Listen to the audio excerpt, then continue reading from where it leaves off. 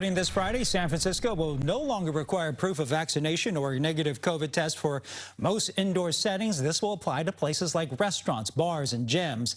A live look out at City Hall. Now the pullback comes ahead of Mayor London Breed's State of the City address.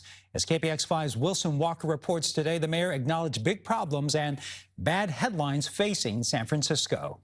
That is the thing about a State of the City address, or state or union for that matter. They are usually pretty upbeat even when times are challenging, and that was absolutely the theme of the mayor's address today. Look behind me at what's being built right here. At Mission Rock, one of these buildings will be affordable housing.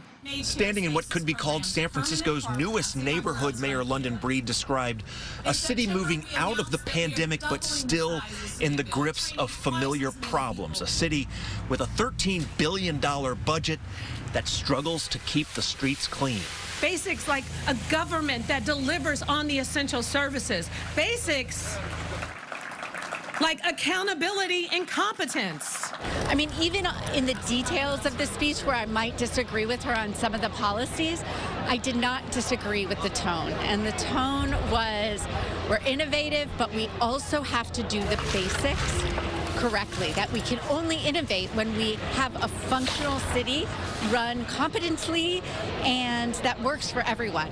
Then there are the more entrenched and complex challenges like the conditions that contributed to the state of emergency in the Tenderloin. Oh, you know, there's some hard-working people around here, and we don't deserve to have to deal with that. The families and the small businesses of the Tenderloin deserve better. Those on the street deserve better. And the people of this city deserve better. The problems are significant, and recent years have been hard, but the mayor says solutions are possible with a new era of problem solving. That's the nature of cities. We endure and we adapt. In San Francisco, Wilson Walker, KPIX 5.